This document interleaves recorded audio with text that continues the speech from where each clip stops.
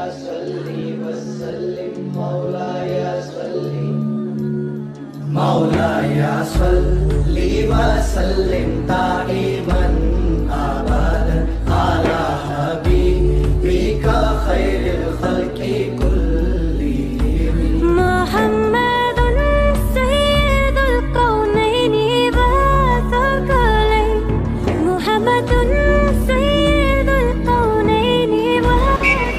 السلام علیکم جی. اجی میں ایک خاص جگہ سے گزر رہا ہوں. یہ اس جگہ کا نام ہے جی کبوتر چوک. ویسے تو اس کو پتہ نہیں کیا کہتے ہیں. میرے بیک سائڈ پہ اگر آپ یہاں پہ دیکھیں یہ جو روڈ جا رہی ہے تو یہ ہجرا روڈ ہے اور یہ خلیل الرحمان روڈ ہے. خلیل الرحمان ہے یا خلیل اللہ روڈ ہے کچھ اس طرح. یہ جو دو روڈز ہیں نا یہ بہت فیمس ہیں. اس کی ریزن یہ ہے کہ یہ جو کبوتر چوک ہے یہاں پہ بہت زیادہ کبوتر پائے جاتے ہیں اور جتنے بھی لوگ عمرے کے لیے حج کے لیے کسی بھی وجہ سے یہاں پہ آتے ہیں اور یہاں سے گزرتے ہیں کیونکہ وہ سامنے جو ہے نا وہ خانہ کعبہ ہے. یہ جہاں پہ آپ کو یہ خانہ کعبہ نظر آ رہا ہے تو یہاں سے لوگ ہر صورت میں گزرتے ہیں.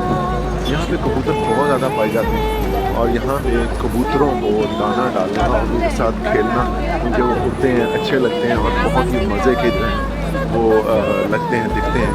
تو یہاں پہ کم و بیش تمام ہی لوگ ان کو کھانا ڈالتے ہیں اور ان کے ساتھ بچوں کی تصویریں بناتے ہیں اور ویڈیوز بناتے ہیں. اور یہ چوک ویسے بھی تھوڑا سا رینوویٹ ہو گیا ہے. لاسٹ ایئر جب میں آیا تھا تو اس کی حالیت کافی دگرگوں تھی لیکن اب کافی بہتر ہو گیا ہے. یہاں جو فلائی اوور ایونٹ وغیرہ لگے ہوئے تھے وہ انہوں نے پھیڑ دیے ہیں اور وہاں پہ میرا خیال ہے یہ بس اسٹیشن نیا بن گیا اور یہ پورا جو ہے اس کو کبوتر چوک کے نام سے یہ فیمس ہے. آپ کسی کو بھی بتائیں کبوتر چوک یہ کتنے کبوتر ہیں یہاں پہ چاروں طرف یہ کبوتر ہی کبوتر ہیں اور کبوتر یہاں پہ پھرتے رہتے ہیں. آپ ان کے درمیان میں آ جائیں اور ان کے ساتھ انجوائے کریں اور گھومیں پھریں.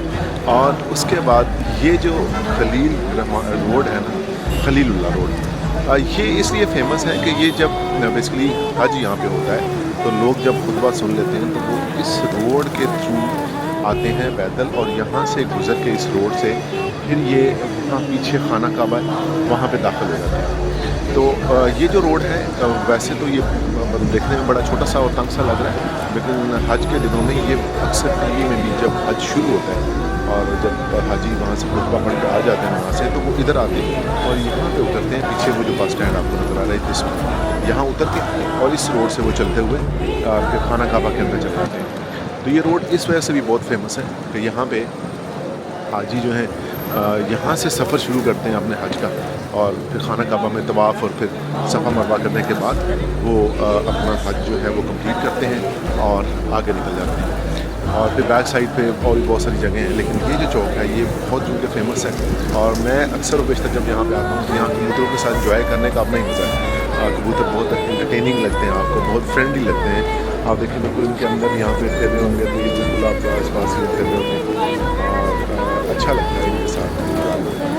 یہ تھا چھوٹا سا ایک انٹروڈکشن کبوتر چوک کا اور یہ خانہ کعبہ کے بالکل سامنے ہی بات ہے زیادہ دور نہیں یہاں سے.